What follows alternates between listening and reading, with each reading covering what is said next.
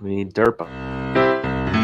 This is Dewey Raw, the podcast that gives you a behind-the-scenes look at the biggest little party town on the Delaware Shore.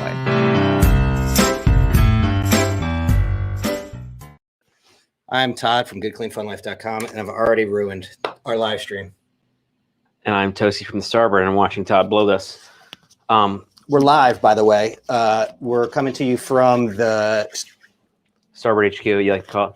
Starboard HQ. I call it corporate. And we're going to be seeing if people want to chime in and take note of what we're doing. We might take some questions a little bit later. Dude, whenever. You have questions, we have answers. We got a bunch of people. But what we were just talking about is we changed the ground beef here to a locally sourced ground beef for the burgers. Right. Burger sliders, they're all better. Yeah. Premium steak cuts that are ground up and they add their own fat content in. Very nice. Yeah. That sounds good. I might have to try one. I haven't had lunch yet. It's 2:00. And what I was going to say, or what I had said, is I really enjoy. I'm weird about like a lot of different cow parts being in like a single burger. Nope. The burger that I enjoy the most is the brisket burger from Bethany Blues. How do they do that? They cook a brisket. And this guy comes in, I believe his name is Paul, the sausage guy. The sausage guy. I've met him. Super nice guy. Yeah. And he sets up in the back and he takes a huge brisket and slices it up and then puts the slices in the grinder and then comes out and he's got this little, Press. like cool little press. Yeah. And they're just perfect, and one piece of meat per burger, or one slab makes a bunch of burgers. Yeah, but how big is a slab of brisket supposed to be? I don't know. Some people like it thin. Some people like it thick. It's huge. It's just and it's nice and seasoned well. But it's cooked. It's done. Like they're not like, hey, how do you want your brisket burger? No, yeah. He just put some. He grinds it and puts some spices in the mix. But it's already smoked brisket. It's already smoked brisket. No.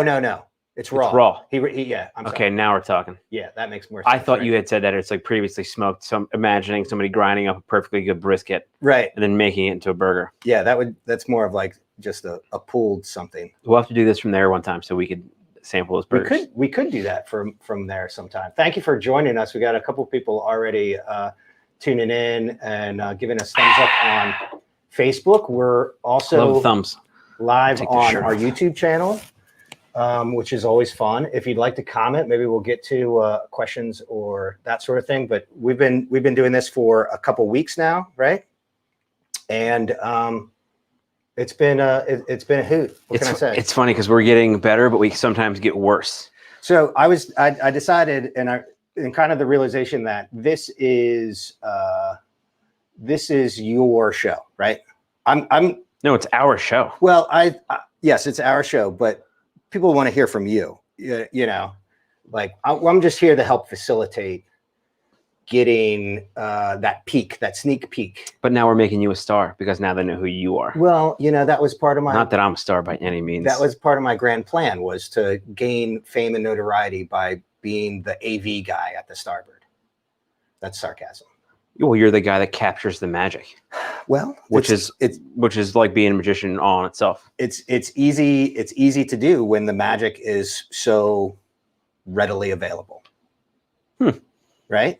Yeah. So how's your week been? Let's talk about that. Let's get personal. My week's been good. I had another podcast, Day Drinking on Delmarva, that I do, and that's actually has picked up a little bit of attention. Right? God, because we're not getting shit. It was mentioned in that podcast, my son's punk band. Hey, maybe they could play here at the Starboard. How many people do that? I'm getting off topic. My son's punk band played at Berlin's downtown Second Friday, and the cops got called. And my point is, like, what's better for a punk band than to have the cops called? They should get called every time, right? Don't you think? I think so. Right. So that was my week in a nutshell. I also had a fun little shoot over at Starboard Raw.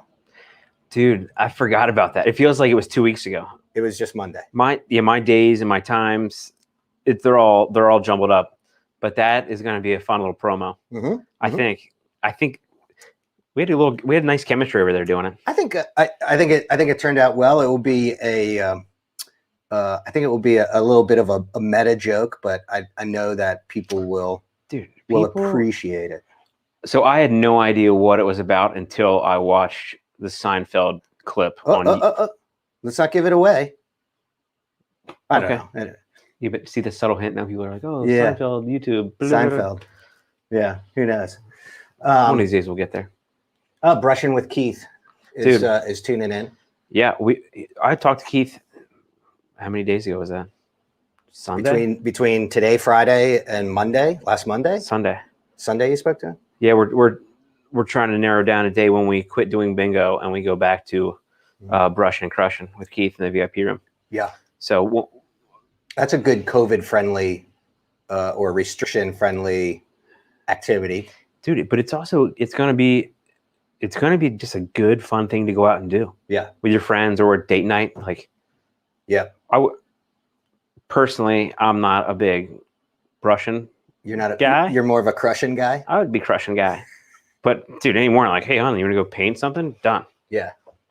Like that's not chalk on a driveway with a bunch of kids. Yeah. They can't even spell. And then plus, Keith handles it all. Keith, who's a retired art teacher, and if I'm getting that right. Yeah, and he's good. Like every person that's ever gone to brush and crushing have absolutely loved it. And they always say, and I don't know if this is a compliment or not, but they're like, I didn't know Keith was that talented. Yeah. And they're like, he was really good. He was helpful.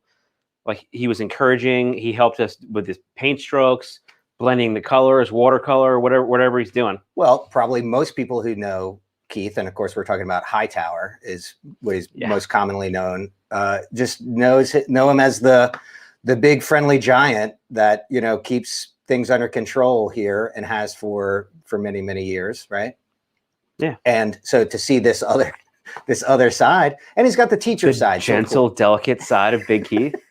Yeah. Well, I mean, I've known that forever, but it's funny seeing other people see it too. I think that's good. Sandy says she's dying for an orange crush. Who isn't? I got a couple here. He has two in front of him. I have two in front of me. Sorry, Sandy. People asking, what's it, Demetra?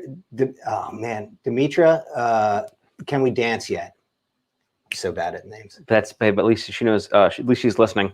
Yeah. We can't dance yet, but I think we're getting close. I really do. Yeah. Yeah. So I think we're getting close. I got like 3 caravans of cars taking people to get their second vaccine. Right now. That's why we couldn't have a guest, is because they're all getting vaccinated. Most of them. And you're getting your second shot mañana? Tomorrow. Yep. We're doing our part. Yeah. Sandra wants a Bloody Mary. Dude, we can talk about this if you want to talk about it. The Bloody Mary bar. Yeah. Which we'd never been more ready to go for the Bloody Mary bar than last year. Yeah. Olivia was going to manage it. We had somebody to take care of it. And then with COVID, it just stopped. Yeah. So we threw away, I don't know how much money worth of expired Bloody Mary mix. Yeah, that sucks. And now we're trying to figure out, once we can do it, where it's going to be. Like, we don't know if we want to do one big one again or 2 smaller ones in different parts of the restaurant. But I'd be interested to. Are you just zooming on my face? I'm just trying to get a good focus. Just, listen, I'm doing the production thing. Again, this is the Toasty Show. Clearly. So maybe. But it's going to come back. Hopefully, we're between either trying to hire somebody to make like 15 to 20 specialty Marys behind a bar or in like a back corner of this restaurant. Mm-hmm. So somebody can come in and get a special Bloody Mary. Right. Like, we have 3 now: the bacon, the Krabby, and the Moby Dick. Right. But like, have you ever been to like a St. Regis and they've got those like 5 or 6 like killer Bloody Marys with the wasabi foam on top and a squirter of this, garnish. Something like that. Yeah. Huber is wafted over top of the. I just want to go back to Huber. Oh, that's great. It's $18 Bloody Mary. I'm like, thanks. And they're like, oh, but plus tax. I'm like, fuck you guys. Tax. Yeah, I think that's a good way to carry on the tradition without, you know, while still operating under what we have to. These guidelines suck. Yeah. Well, there's no doubt that everybody doesn't. If you clipped my optimism from like the first time we ever did this podcast to now, yeah, it's bad. I'm like, the first week I was like, oh, we're looking forward to a good time. Now I'm like, fuck you. I'm still looking forward to a good time. Dave is asking about any outside music. We've covered this in previous shows. We got stuff on the schedule. We have. There's a bunch of things on the schedule. All the bands that normally have their verticals are going to have them, which is like Lost in Paris on Wednesdays, Kristen and Steve on Sundays. Right. Those are the two verticals. But then everything else is going to be dotted in there. Right. We can't do some of the bigger bands we wanted to in May, so we had to push some of those back or cancel them. But everything's still on the calendar because we think it's going to be good. Yeah. Firefly's still happening, so I think we're going to be able to have some bands here this summer. Yeah. Especially out on the deck. And we have the ability to put the sound through the whole entire restaurant, even in the tent. Yeah. Put it up on the TVs everywhere so you could feel like you're watching it. Yeah. Even if you can't directly see the band, which most places you can. Yeah, I mean, even when you're even under normal circumstances, you know, I don't know, I'm older, right? You know, like to be jammed in the dining room, you know, that's definitely an experience and that's definitely fun. I definitely want to get back to that. But there's something nice about like, you know, that's right. It's right there. I see it. It's in front of me. I'm got my feet kicked up in front of a fire pit or something like that. You know, that's not a bad thing either, right? No, it's great. Yeah. But whatever, teach his own. You got to have both. You have to have both things to appreciate the one you like the most. Yeah, that's true. That's a good way. That's a good way of looking at it. Let's see. Yeah, Katie's craving a skinny grapefruit again. I don't know. Did Travi make these skinny? Because I do them skinny. It don't matter. They're great. Does it taste the same? I think that is a skinny. You probably made it skinny. You know what's really nice is the grapefruit crush, but with tequila that we call the Mexican catapult. It is good. It's about tequila season for me. You know, although I got in trouble one time where I made the switch, you know, like if you switch up your alcohol in your drink, like sometimes it hits you a little bit. Like when you're drunk? No, like, so I'm a bourbon drinker, you know, most of the year. But now it's like, you know, you're doing yard work and you want, you know, something refreshing and something that you can throw down a little bit more. So like tequila with like to. Not straight tequila. And I was like, you sound like you're getting ready to try to sell me a seltzer, like everybody else on the planet. No, not selling you. It's seltzer season. But we do have lots of seltzer. That we don't even have. There's so many. There's millions of them. Yeah. It's unreal. Yeah, we have new beers too, right? We do have some new beers. Some new local beers and yeah, we got some blah blah blah IPAs. Not any crazy new sours. Amy Harrington misses Amy's smiling face. Eric Fiesel, looking forward to seeing Fees. Brian O'Boyle, he's got a vertical too, right? Is he like every? No. Is he? It's like 3 or 4 times this summer. Yeah, he's like kind of just peppered in. Yeah.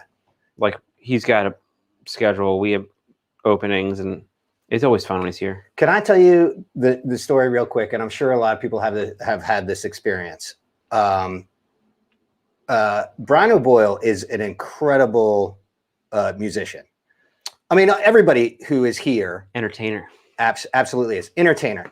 And my experience last Memorial Day weekend, when things were like shut down and we did like a live concert from inside. God, that was so depressing. And it was kind of upsetting. But here I am with a table and all my gear set up to stream Brian O'Boyle playing. And there's tons of people online and, you know, shouting them out and doing this, that, and the other thing.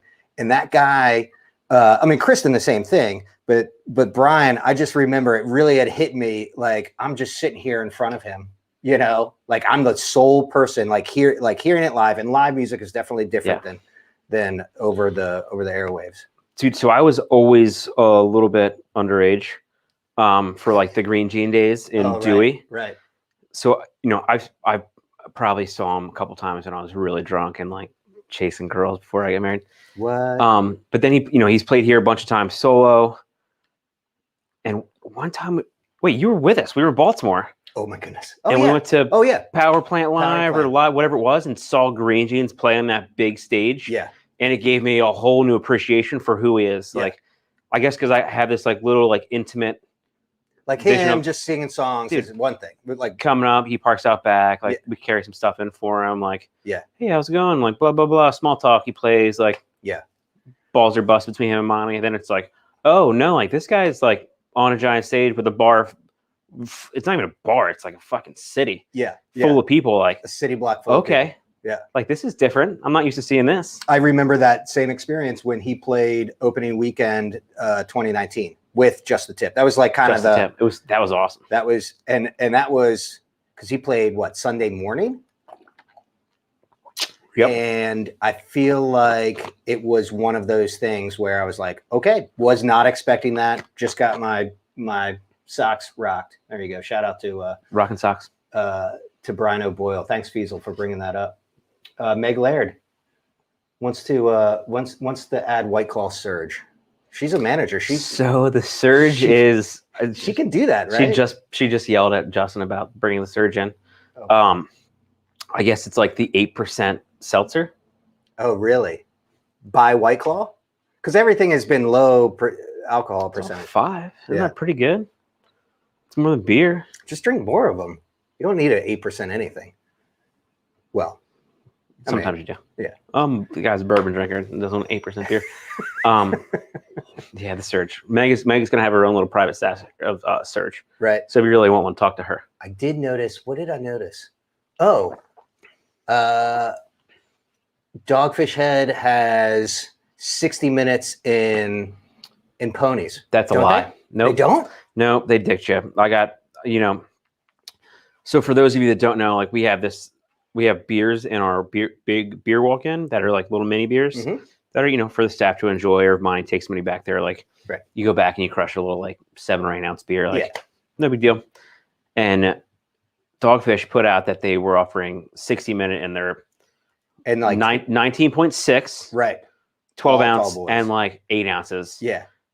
And I know I got excited. Yeah. I know Matt Funk, who works for Boston Beer, is Dogfish guy. He got excited. Yeah. It was April Fool's. Oh my God. It's cruel, right? That's terrible. It's fucked up. That's like telling somebody you're pregnant on April Fool's.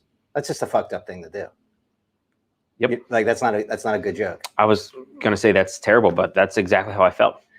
The baby's not mine. Hey, here's a good question from Katie. Any Derby festivals, Julep Bar, Fancy Hat? We've done the Derby a couple years in a row. It was really Maker's Mark. It was really building. It was something that was pretty fun. And COVID smacked that right in the lips. Yeah. And unfortunately, right now we can't. Yeah. We can't do it because it's a multi. Yeah. It's a standing consumption. Like the irresponsible part of me is like, dude, like, yeah. Why don't you guys do it on your own? Right. And just come to Starboard afterwards. Mm-hmm. But then the town will be pissed at me because I said it. You can. What if somebody took it upon themselves to do a Dewey Triple Crown? Well, three weekends of races. I like it. I was going to say three bars, but 3 weekends. That's even better. Yeah, but then some people aren't going to get into some bars. Like takes all the fun away. Yeah. Like, oh, we got to wait for these guys to be done until we can go in. Right. But do you know that's how Running of the Bull started? Oh yeah. Running the Bull. Michael McDonald in the bull costume. Yeah. Like it was 12 people. He describes it as a flash mob before there were flash mobs. Yeah. So it could be a horse race flash mob. Somebody uses, I would say not an actual horse because we don't have an actual bull, but like a horse costume. So maybe Katie, you do that and it becomes as big as Running of the Bull in 20 years. Yeah, literally. And email Monty at the Starboard for the reimbursement for the horse costume. Yeah, so we got some good stuff. Thank you guys for tuning in, for asking questions. We're trying to do this. We're not posting a whole lot in on the Starboard Facebook. We're on the gram though. We're trying to drive people to where the good stuff is happening, I guess. We do have a lot a lot of momentum on the gram. So make sure you follow us over there. Unfortunately, right now, everything that I have to be able to stream live, the Instagram doesn't like you doing that. So I thought you were going to say the cops took it when you were shooting the video of your kid getting arrested. Oh no, he didn't get arrested. He did? He did not. That's not very punk rock, is it? Right. But a couple kids got their skateboards taken away. I'm like, man, come on, right? It's 2021. We're getting the skateboards taken away. It's not a crime. How lame is that? Whatever. I think we're doing pretty good. Eric Fiesel likes the Triple Crown idea. Eric Fiesel, I wonder out loud if we're going to have the champagne gun. I know he was talking about the champagne gun. Oh, the cannon squirters. I mean, I've always been a fan of the POV popping bottles. That's no mas. Maybe, I don't know. I'm vaccinated. I'm like, give it all to me in my face. I'm just not going to say anything for a second and just let that soak in. Please. For everybody listening out there, that Todd just said that. Oh, Ryan Minnick. Well, Ryan, make us some cocktails. How about that? The popping bottles comment is just throwing me completely for a loop. Yep. You got to stay on it. Hold on, let me drink this Red Bull. The Katie's also okay. So Katie says that she's going to go ahead and try to figure that out. Ryan Minnick makes some great Sagamore cocktails. Dude, I think he's won the contest most years. Yeah, I think they're going to name a Sagamore rye after him. It's going to be Sagamore Ryan. I like it. Right? Yeah, dude, that's a good event that is at it's Migrated Restaurants. Mm-hmm. We hosted it for the first 2 or 3 years. And with COVID and the way we're operating and the parking lot being our bar and not having stage, Heather from Sagamore asked if she could move to Bethany Blues, which is actually a much better location for it. Up in Lewis? Yeah, they're in Lewis. They are the bourbon bar. Mm-hmm. So it just makes sense. They got the big stage. It's a little bit easier to operate. And I think it's going to stay there because it went so well. Yeah, good. But this year I got Justin working on a special cocktail. To try to dethrone Ryan? We just want Ryan to get second place and want Justin to get first place. That's all we're asking. I mean, it's all friendly. It's all friendly competition. Yeah, everybody's a winner. Yeah, everybody. Yeah. I mean, how many times has Ryan been to like the Pendry in Baltimore and had the good time and seen the farm and the mule? Yeah. They don't have a mule there; it's just horses. I tell you which is crazy. That's what. Well, it's racehorses. That's Maryland. Yeah, but that's what Maryland does. Like the Sagamore mule, the Saga mule. Yeah. They should have a mule. Like it just one. Yeah. We have one mule. That would make sense. And I would name it Mai. I've pitched this idea to them, but I think they were drunk when I told them. And Mana the Mule still is not a real thing. But one of these days, Kevin Plank's going to be like, that's hilarious. I'm doing it. Right. Because that's what billionaires do. Yep. They make shit happen. You're just laying the groundwork and you're going to be like. He's like, get these like voice message like, hey, Mana the Mule, order me one. This assistant's like, what color? And he's like, I don't care. Shit brown. I don't know. I was going to say not that. Right. I don't know. What colors are mules coming? They come in all. That's a great question. That's a question that we could pose our viewers here. What colors do mules come in? Copper. Like the mug. See? Copper. Copper would be the appropriate answer for that. Copper would be the right thing. We should have one of those. We definitely need somebody to bring us drinks during this from now on. I haven't touched that one, please. Travis brought you two. Please. Well, yeah, but now I want a mule. And I want a tequila crush. Okay. And a seltzer. Well, we're going to do that after this. We've been live here for 24 minutes. We got a great listenership. I appreciate everybody who's been poking in. I should probably get to the nitty-gritty of the weekend though, right? Yeah. What is happening this weekend?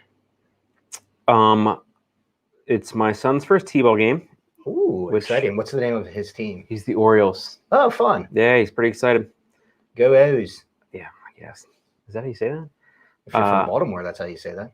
I do believe that there's some more places open up in town soon. The weather is looking, dude, it's going to be a great weekend. 60s, partly sunny. We don't have any bands this weekend because it's It's the middle of April, but it feels like it's the middle of May for me. I think that's part of the anxiousness of people wanting to, like get in and get going. Definitely had, by the way, have definitely had a couple people asking on Instagram if they need reservations, if they can get reservations. So we are once again, no. You can get reservations to Starboard Raw when they are available. At Starboard, we are not doing reservations. Just the way we operate with people coming in and hanging out. A lot of our guests don't come in and just get breakfast and a couple drinks and leave. Right. They like to come in, have breakfast, have a couple cocktails, chit chat with their friends, have a couple more cocktails. Sometimes they'll stay for lunch or they'll leave. So trying to manage people coming in and out is just a nightmare. We tried it through the whole phase 1 situation, and even like on New Year's weekend, trying to take some special requests for some of the owners, getting some people some seats, even like getting freaking the band a table was or the AV guys. That can be tough sometimes too. Was challenging. So we're not taking any names. You can swing by, you can put your name on the wait list out front, and you will get a text message alert to your phone that you are on the list. And then when your table is ready, the hostesses will page you from anywhere on the planet, because that's how cell phones work. Thank you for explaining that. People need to know. That's so good. So much better than standing in line. Or having like the actual pager. Yeah. What the fuck is that? And then you can just come up. And even if you're say, hey, like I'm 10 minutes away, like you can text back the girls, because that's how text messages work. Because we're here to educate people about cell phone technology. Yep. Wait till we have a Ponzi scheme. Oh yeah. Oh, Bernie Madoff died. Mindy had asked on Instagram, do you have a cutoff time for how late you allow dogs? We actually covered this in Monday's show. We do. It's basically like kids. Monday through Friday, it's up until 6 p.m.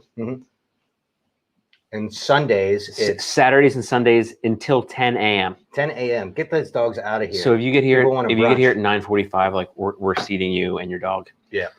But we try to do it in a responsible manner. Like, a lot of people have dogs, and it's always nice for people to bring their dogs in. But at one point there was a dog that was on lower deck last week. I think I said it already. Yeah. It was the size of a horse. Like it should have been running a race. Somewhere. Right. Yeah, you brought a horse race, dog racing. We don't condone that.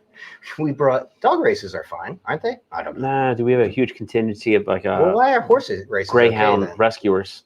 That come to town twice a year, and a lot of those dogs are rescued from, I think, racing. Yeah. Because the people just, I guess when they're done racing, they're like, this dog sucks, get him out of here. Yeah. So they take care of the dogs and rescue them, and it's a nice thing to do. That is. So we're not racing dogs. Don't race dogs. Horses, though, for sure. Horses, absolutely, because that's and cars. Okay, apparently. What happens in Dewey stays in Dewey. Is that still the case, you think, with the advent of cell phone technology? I mean, good old days, maybe. Sandy. Makes me wonder what Sandy has done in Dewey. I think it could.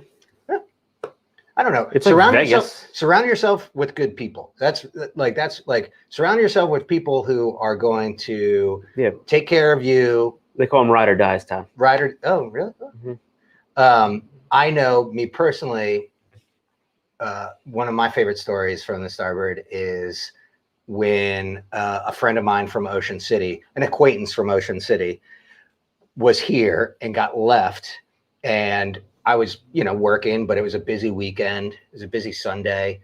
And I came out and she is sitting on the bench out front crying. I'm like, oh my God, it's Alex. And her friends left her. And this was the first time that she's ever been to Delaware. She got left? And she got left. And so that whole I just got left in another state. I'm like, hey, you want to ride? So me and my buddy Adam, who is riding co-pilot, on that shoot that day. We took her and her friend back to Ocean City. And then you left them there? No, to their place in Ocean City. Yeah, allegedly. Yeah. But so then that's why I ended up getting the van, just in case that ever happens again. You know, I can give people rides. See, between the bottle thing and now you're buying a van to take random strangers places. Dude, I've covered this because you got the window people are like, oh, the van is scary. No. White vans are creepy. Black vans are cool and mysterious. Right? You agree? I don't like the way this is going. It's just and then a black van with blacked out windows is even more cool and mysterious. You should get rims. I should get a room. Can I have a key to the office here so I can just sleep underneath of the table? Well, you sleep in the van. Oh yeah, no, that's much better. Yeah, I think you're ready to go. But sure. Okay, so what else is what's coming up? We're coming down to the end. We're gonna put an end to this.